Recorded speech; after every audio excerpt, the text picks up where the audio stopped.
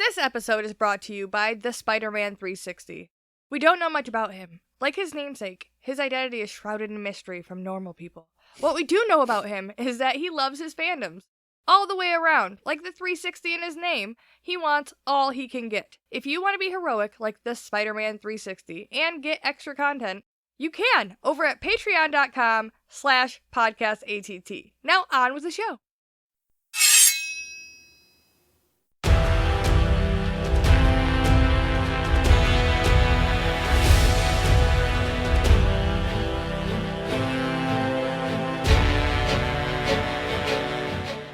Welcome back to the Sort of Truth podcast, the alcohol-fueled, chapter-by-chapter reread of the Sort of Truth series with stacks of craft brew on the side. I'm Nate.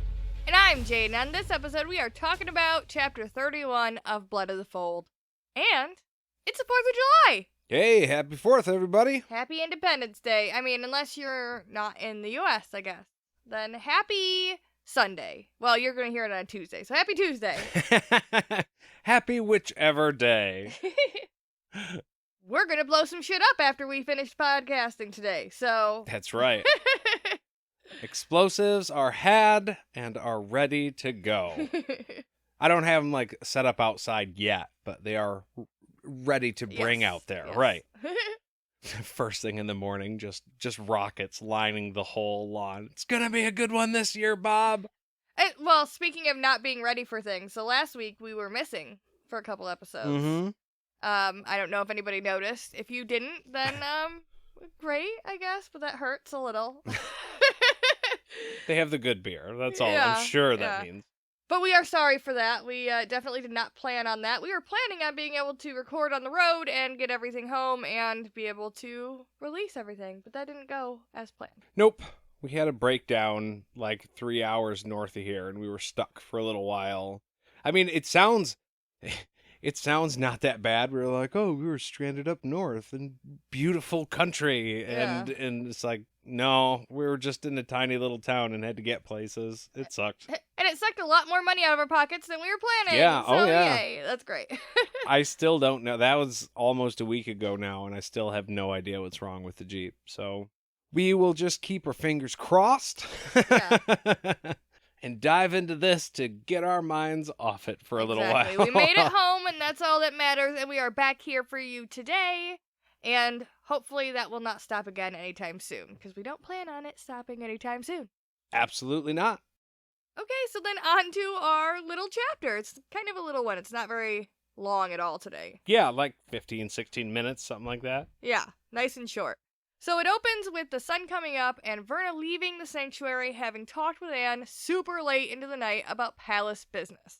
Verna never realized how big a role politics played in life at the palace. The prelate had to navigate all of that, and she had to control the balance between the opposing groups and keeping herself as a pivot point. She had to be the puppet master of everybody, basically. Yeah, she kept it all in balance to make sure that everything could go as well as it possibly could. Yeah, and this is the wool coming off of Verna's eyes and realizing that the world is really just a big politics race and it's bullshit. Yeah, it's all bullshit anyways, nothing matters. The sisters can't remove a prelate except for treason, but they can make life considerably harder, by infighting and causing problems. So being the prelate is more than just assigning tasks. It's also managing the people, their personalities, their feelings. You have to really be paying attention to who everybody is and where they are in the political race. So, Jade, what you just told me is that the best possible person for this job would be Michael Scott? Probably. Yeah. I mean, he would nail this job. No paperwork of any kind. Doesn't matter. Just deal with the people. Well, also leading the illusion that he's not doing anything at all. So maybe, yeah. Right. It's perfect. You can get so many seasons out of it if they're 1,000 years old. So Verna had always thought that they were all one big happy family. Everybody's satisfied with their own part to play. And that's because Anne was so good at her job, like you were just saying. Everyone just thinks, okay, this is easy shit. This is just how it goes. But Anne is up there pulling some shit from her little office all the time. Yeah, she's always in control one way or another. It's a very involved job that just doesn't necessarily have to involve paperwork. Yes, and like it's involved, but not in the way that other people would understand that she's doing shit. Like a good manager, she's there to put the right people in the right places. Yeah, and I mean, not that everyone thinks she's not doing anything. It's just not clear what she's doing, I guess. Yeah, because it's behind the curtain. Yeah. So, while she can't wait to download all the shit she found out from Anne to Warren, she is also sad because she has to tell him he has to go. She does think maybe she could visit him if they find him a safe place close by the palace. But that's a terrible fucking idea. Like, I don't even, like, I get it's just, like, wishful thinking, probably, but no. No, Verna. Yeah, if they leave any trace of a way to find Warren, at this point we're assuming that Jagang and the Order are seeking people out like this. Like Warren. Yeah, they would, yeah. If they knew he was a prophet, they would take him for sure. Absolutely. So, why leave any trace at all back to where he could be found? Because if they find that, they're not going to stop until they get him. Like, don't even leave them the chance. Yeah, you know that there are spies in the palace. You have no idea how many spies are out in the city. Anybody sees you walking to and from there? No, Verna. No. But I get it. It's sad. So you just want to hold on to the shred of hope. Yeah. But once she's back into her office, Verna smiles at the waiting reports. She's like, I got plans for you. When Phoebe and Dulcie enter the room with even more stacks of fucking reports, they're like, hey, you have so much work to do that's really shitty. We'll just leave you to it. We don't want to bother you or interrupt you at all. We'll get out. And Verna casually brings up how Phil and Leoma are going to be super happy that Verna's the one handling all these reports because obviously they don't think Dulcie and Phoebe are up to this task. Yeah, I'm babysitting over here for you guys, and some of your peers don't think that you're as good as they are, and it shows in your work ethic, and you're like, that's like 5 fucking personal attacks. What the hell, Verna? Yeah. They were like, I can do that shit. Excuse me? What are you saying? No, she makes it clear that Leoma and Phil never directly said any of this out loud, but considering that the reports are supposed to be done by the administrators, it's got to be the reason that they keep insisting that the prelate does it, right? You have to be not up to the task. It makes sense that they just don't think you're good enough. And I also like the way she said, hey, I didn't hear them say this out loud, but it all implies. Means she never has to say, I told her you said this. Exactly. It's beautiful. She goes so far as to say they always compliment you. Like I'm being honest. Which could be true, yeah. Right. They compliment you all the time. They never talk shit about you, but I'm looking at between the lines here, and what I'm reading is a different story. Dulcie takes offense to this, which you would, stating that she and Phoebe are more than ready to handle these reports. In fact, they could have them all done in under a week. And Phoebe's like, yes, bitch, we could. Verna made sure all this is their idea, and she made no accusations, like you said, about anything that anybody actually said. It's all just feelings. Well, and that keeps the relationship good with Verna. She's like, hey, look, I don't feel this way. Okay? Right. This is just something I heard from other people. And might not even be that exactly. But since you're thinking about it now, why don't you make a choice that would reflect better on you in this situation? And so it's all subconscious to her. She's like, yeah, I can fix this. Yeah. Make the people I'm with like me and accept me or respect me even. Yeah, and it makes her and Phoebe happy with their position because, like, yeah, this is what we're going to do. We're helping the prelate by doing the things we're supposed to be doing. And yeah, it keeps everybody happy with their place that she has given them. She's playing the role that Anne was playing a little bit. It's her dipping her toe into some of the lessons that Anne taught her last night. Right. It's beautiful. I loved it. Phoebe makes a comment about the prelate having better things to do than work her admins could do for her, which makes me feel like she hasn't been doing this on purpose. Like, maybe her and Dulcie, or at the very least Phoebe, didn't know they should be doing the reports. Like, Leoma and Phil told them, you guys should be going over the reports, but the prelate has to be doing them. Yeah, I don't know if it's kind of like when you get a new president and he gets to pick out, his staff. Mm-hmm. If it's something like that after Anne left, well, we know she kept the cleaning lady. And then other than that, Verna got to pick all of her own people. So she might be shaking it up and they know what has to happen, but they may not necessarily have a set way to go about doing it. Yeah, they may not know necessarily the roles or responsibilities that their Right. jobs entail, although somebody should. And it seems like Leoma and Phil, being the advisors, Yeah, to her, they have been there. yeah, they seem like they know some shit, so it seems like maybe they are more likely the ones that have been bogging her down on purpose with all this work to keep her busy. Now, because before this, I wasn't really sure if it was all 4 of those ladies doing it, because they all seemed kind of suspicious.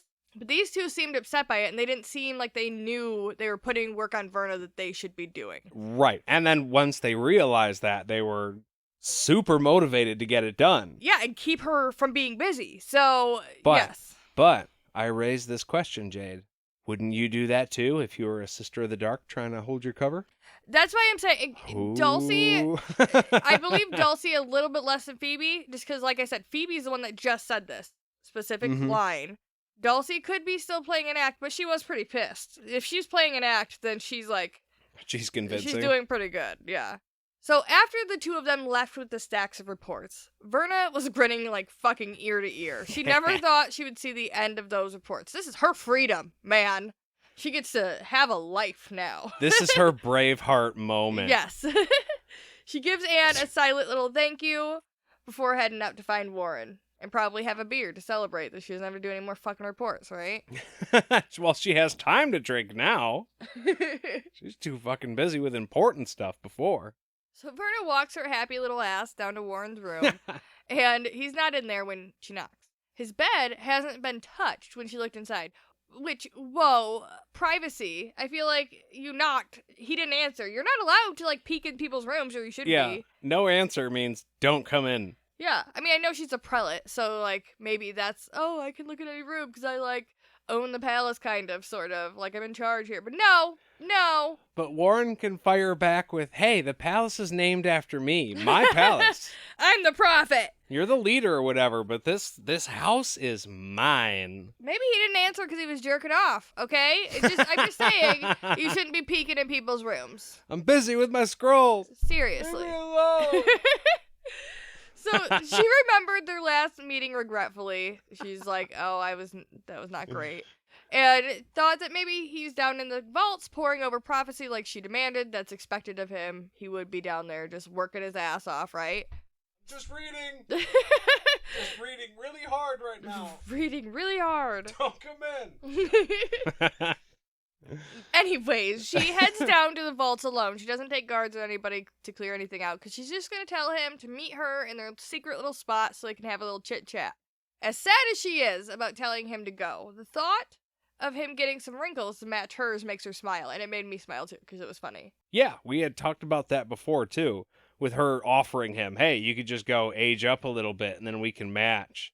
And it was like I would, but no. But I like my tight skin, thank you. Yeah. So, in the vault, some novices are listening to a lecture on prophecy, talking about false forks and how they make things complicated, not knowing which other prophecies are linked to the dead branch on the tree and shit, you know? Yeah. I mean, it's a system of 3s.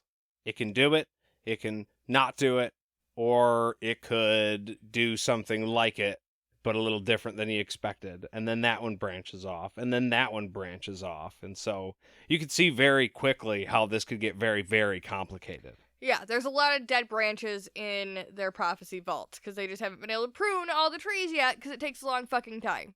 Also, because, you know, the whole problem about how the sisters can't really read prophecy, so it's not really helping them do a whole lot very fast. Turns out they have no idea what they're talking about, so that, you know, typically makes the job run a little long. Yeah. Especially when the prophets, you know, that could help them are being imprisoned up in apartments and shit. So they probably don't want to help them figure that shit out. Right?